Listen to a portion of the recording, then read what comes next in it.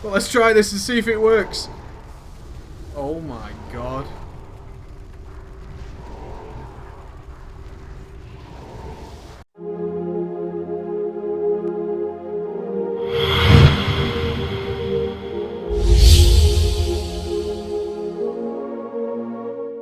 Holla ballers, what's going on? It's Preacher, and we're on the Mr. Pandaria beta rounds. We're looking at Destruction Warlocks. You guys voted for it at preachgaming.com. You wanted to see some Warlocks? Then let's look at some Warlocks, and let's look at how vastly this class has changed.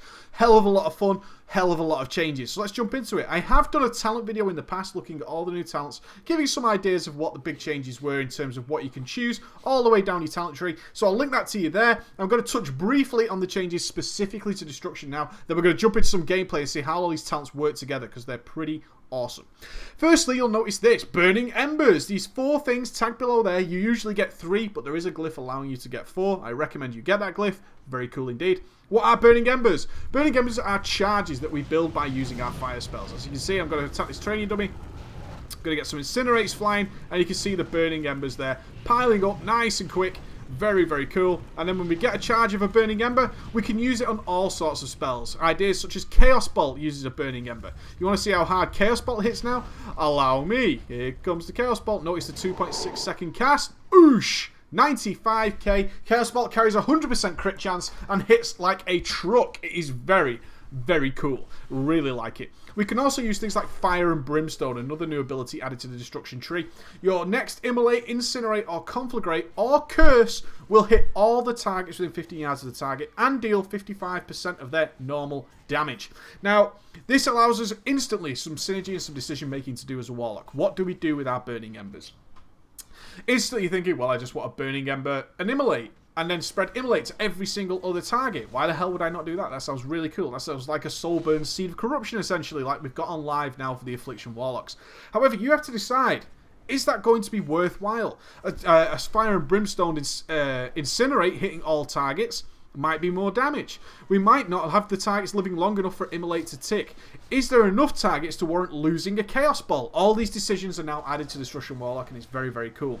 The other thing we can do with Burning Embers, of course, is Shadow Burn, our execute ability. Instantly blast the target for 71,000 shadow damage, only usable on enemies that have less than 20% HP. Restores 15% of your total mana after 5 seconds. If the target dies within 5 seconds and yields experience or honor, the caster gains a burning ember instead.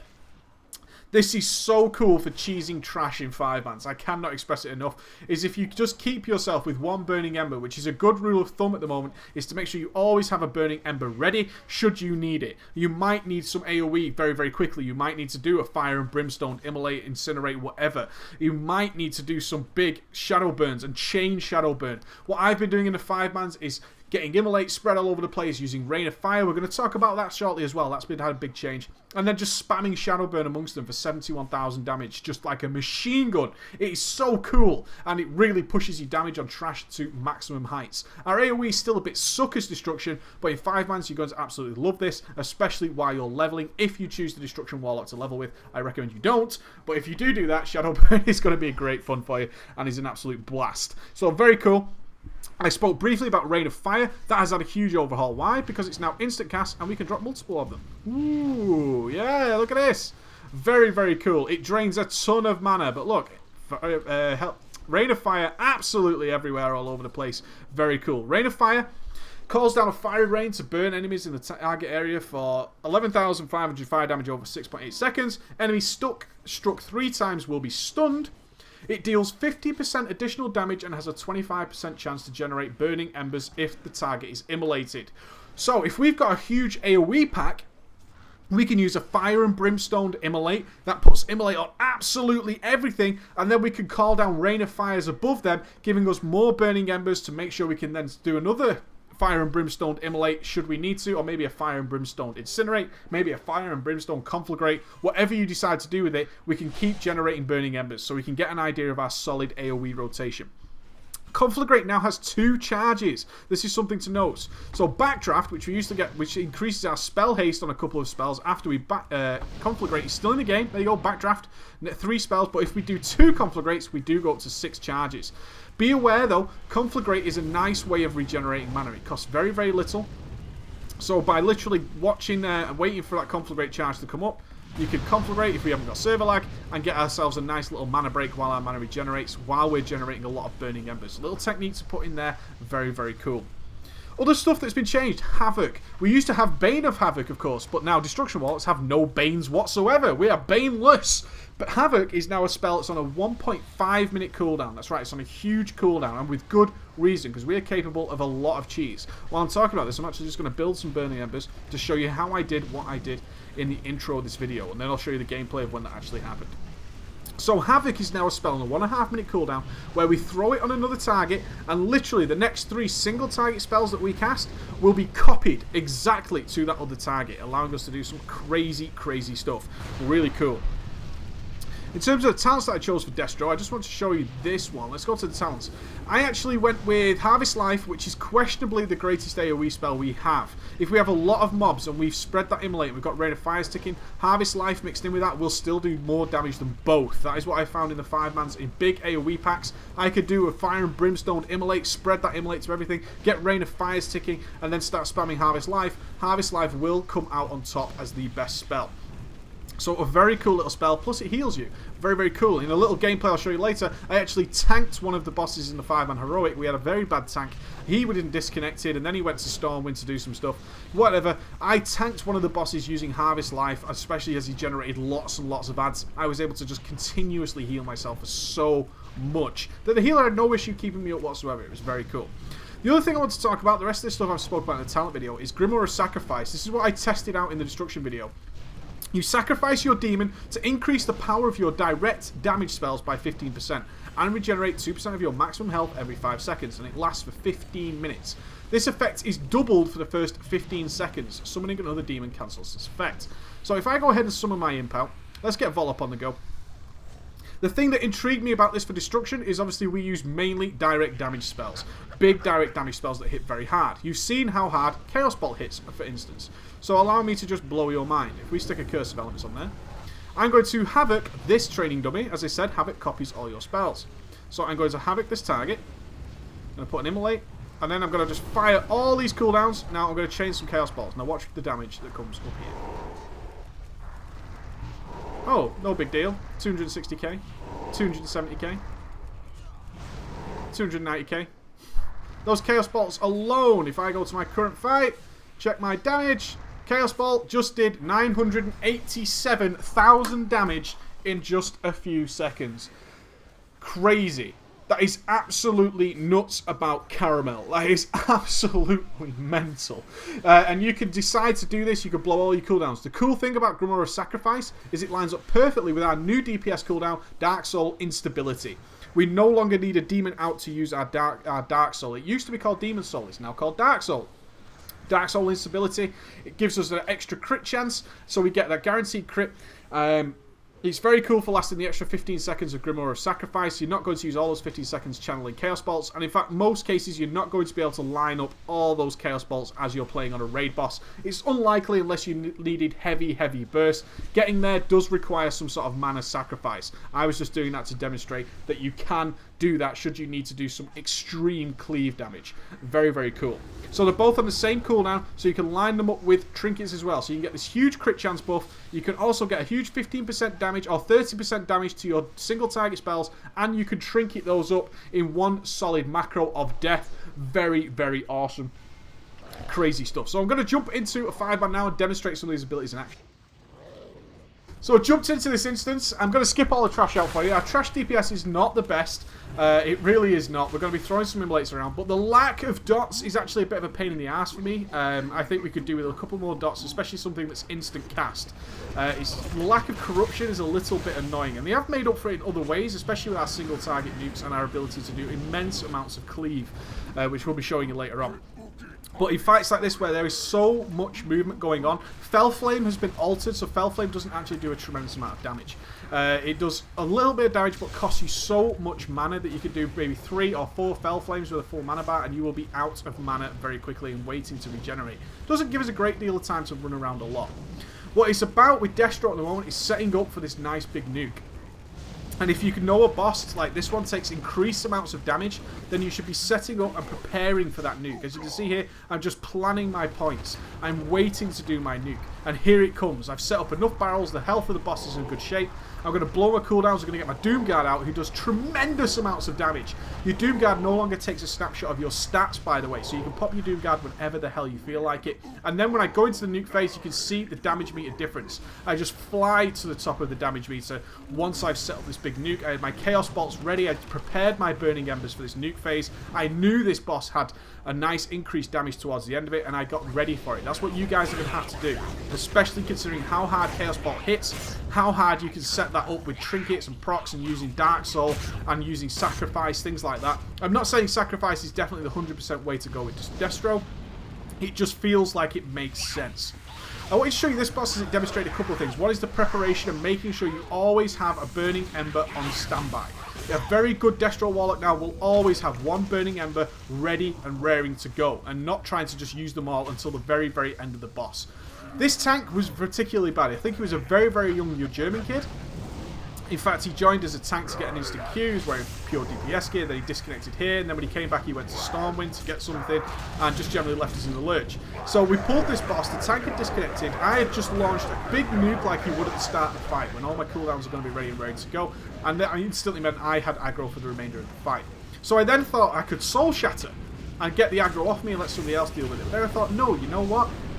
I've got Harvest Life, and this guy's going to spawn a ton of ads, and I had a Burning Ember ready.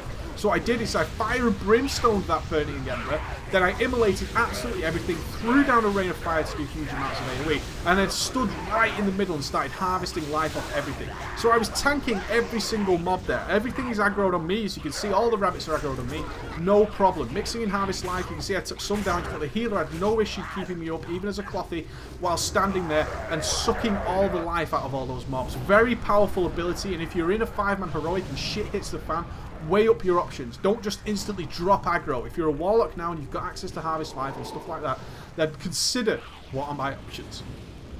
Again, when the ads are coming, prepare yourself. I was carrying off a couple of Incinerates. Just want to make sure I get this Fire and Brimstone charge. There we go. Fire and Brimstone. Immolate everything as we would do. Get down the Rain of Fire. Get in there again and aggro everything. See, everything instantly starts attacking me. It's not a problem. I can tank this so well by just spamming Harvest Life, getting the AoE done, so I'm killing all the ads at the same time. And you can see I'm even still top of the DPS. Very, very sweet. And it's nothing to do with my gear. Yes, this is a copy of my Method Warlock, but your gear is adjusted back down to its normal stats, so you're not overgearing dungeons. So it's nothing to do with my gear that's coping that. It's just the ability to play. Nice bit of synergy in the Destro Warlock. Nice decision-making process. All the things that you should be start thinking about instead of just sticking to a standard rotation. You can see I needed that Burning Ember up. I spammed some Incinerates. I didn't want to get the Immolate up. I knew I would be able to do a Fire and Brimstone Immolate, bring that Immolate down onto absolutely everything anyway, get in the middle, get that Drain Life, that Harvest Life going, suck the life out of everything and heal myself up again and tanking. Beautiful little synergy amongst the Destro Warlock. I really, really enjoyed playing this. I thought it was a ton of fun.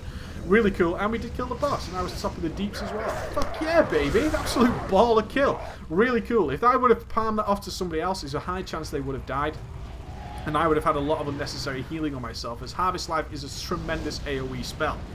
This boss was a cool demonstration. We had talked about while I was doing this run. I actually did this as a full run that I wanted to show you in the usual style, but then I thought, you know what, there's been so many changes to Destro Warlocks, I need to do a talent portion, so I'll cut this down to here. So I've been talking about, hey, you know what, if we mixed Havoc, which remember copies our spells, and we mixed our huge cooldowns, is it going to copy Chaos Bolt? Because Chaos Bolt hits like a truck, so let's find out. So I spent the majority of this fight trying to build up 4 Burning Embers, which is exactly what you guys should do if you're setting up for a big nuke. The playstyle is very simplistic. It does miss having a couple of dots to manage. It needs a little bit more Destro. It needs a little bit more. It needs something to watch. Maybe there's a chance for an instant Chaos Bolt, something along those lines. We wouldn't mind the damage being reduced if we had the option for just something a little bit fun. A free Burning Ember. That would be really nice. Just a free Burning Ember proc. Here I wanted to demonstrate again how powerful our AoE is. Watch the AoE meter as I pile this on. Spreading Immolate to everything, Rain of Fire all over everything. You can see my Burning Embers are recharging. Remember, if you Rain of Fire a target that has Immolate on it, you're going to have a brilliant time regenerating Burning Embers. So now I stood in the middle, started spamming my Harvest Life, used the newly regenerated Burning Embers to spread immolates again, and then carried on with the Harvest Life. You can see the AoE damage capable when you mix all three of these things together. If you've got some AoE to be doing, Harvest Life is going to be part of your rotation, plain and simple. I don't think that's intended, because it doesn't really give us much of a choice in the PvE world. I would like that to be changed and our AoE buffed a little bit elsewhere, but you can see the damage meter of what I was doing there. Picking your position, standing in the middle. Remember, Harvest Life attacks things around you. You need to think about it. It will go out in a 360-degree cone, but you need to make sure you've picked the position right. So as you can see there, I prepared. I built up 4 Burning Embers. That was all I was doing there. I pre-planned it, I thought about it, I set it up as you guys should be doing. That's what a baller does. And I set this up, got my immolate on, stuck Havoc on another target, sacrificed Warlock, got all my cooldowns up, and then fired off these Chaos Bolts. From the bottom of the damage, I did over 1 million damage with these Chaos Bolts alone. You can see the damage meter change. You saw it in the beginning of the video. Immense amounts of cleave and on-demand burst. This should make it to live. I believe it will make it to live, and it's awesome. Warlocks are pretty good shape on the beta at the moment. They're not doing tremendous amounts more damage than anyone else, regardless of spec. So it should make it to live, but look what we're capable of, guys. Fantastic stuff. Really cool. The final part of this boss, which is the rather large boss, again, he suffers from what shows the Warlock up as being unable to do much while we're moving. We're jumping around a lot, we're avoiding things. If we would have had the debuff on this boss where you cannot move, or where you have to move, sorry, where you have to move all the time to get rid of the debuffs, I would have been in really bad shape on the damage. I would have been in awful shape. I really would have been. It was completely unprecedented. Firing off that Doom Guard again, I don't care about my buffs. Doom Guards do no longer take a picture of your stats. That stuff is irrelevant. But here, when we're going to have to start jumping around, it really screws up my damage. I end up getting stunned quite a bit of time. I'm trying to plan how I can move effectively. I just couldn't. I just could not do that. I need some instant cast dots. Refreshing Corruption on the move. Even Shadow Flame. I miss Shadow Flame. I really do miss Shadow Flame. Just these little abilities that we can fire off while we're moving around, because we have to move. In so many of the Mr. Pandaria beta bosses we've done so far, there's a ton of movement, and I don't like that destro suffers a little bit. I could be wrong. There are some, like I said, there are some talents that can help that a little bit. But as far as I was concerned, it felt a little bit weaker when I had to move a hell of a lot. And this fight doesn't even have that much movement. This fight could have been so much worse if we had the debuff where you have to run around. Whereas a hunter can switch to Aspects of the Fox and just not be in that worse shape. Sure, we should be in worse shape for moving. That's fine. But we shouldn't be in that worse shape where I can oom myself with Fell Flame, or I literally just have to wait till I stop moving again. Really don't like that. Just a little spell. I don't mind even if Shadow Flame was less DPS, so we didn't have to stand in melee range anymore. That would have been fine. But a bit of a corruption, I don't think there's a big deal with that. Even if a corruption was replaced with some sort of other fire dot, fire corruption. Immolate's cool. No problem with Immolate at all. But other than that, it's not great. The other thing you want to be doing is just making sure you manage backdraft all the time, which is managing your conflagrate. You want to manage conflagrate so well. Now, there is a thing that you get at level 86 called Pyromaniac. Chaos Bolt, when you get your level 85 talents, when it first changes and we get all our new stuff, that's going to happen soon. It's joining the PTR. When that happens, is Chaos Bolt will not be affected by backdraft from your conflagrate, which means it won't get the increased haste. However, at level 86, you get a talent called Pyromaniac. Pyromaniac means your Chaos Bolt now does get affected by backdraft. However, it will use all 3 charges. I imagine that is a DPS loss. I don't think Blizzard intends it to be, but 3 fast incinerates over 1 fast Chaos Bolt, that doesn't seem that cool for me, especially as Chaos Bolt is our main source of mana regen because the cast time is so long. I would prefer 3 or 6 fast incinerates if I'd done a double conflagrate, rather than 1 fast Chaos Bolt and maybe risking some mana issues later down the road. That obviously depends on gear, and that is just a guess, guys. It really is a guess. Some people might have done the math on it and said it's straight up a DPS increase. You should be using conflagrate just before you Chaos Bolt to get the benefit of that. It just doesn't feel that way to me. I could be wrong. I could be wrong. I will say, if you're using this build, Chaos Bolt has a 100% crit chance. There is a glyph of Dark Soul. You remember, Dark Soul instability gives us a big crit chance. If we're using Dark Soul instability with Chaos Bolts, which we should be doing to have that big buff up while we're using things like Sacrifice, then it is not worthwhile keep not using this glyph. This glyph takes 10% of that crit chance, so 3%, and adds it to your permanent play. Brilliant little glyph for destro. It's to keep an extra 3% crit, because we don't use that much of the crit during our big burst phase, especially if we're using something like Sacrifice.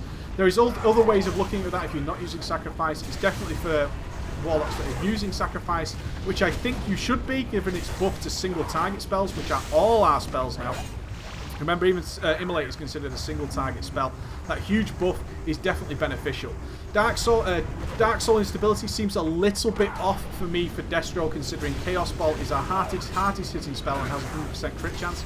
I think Dark Soul instability could be a fire damage increase, something along those lines, and that would be much cooler. Overall, hell of a lot of fun with the Destro Warlock, guys. You take it easy, ballers, and I'll see you soon. Such a heady aroma. It is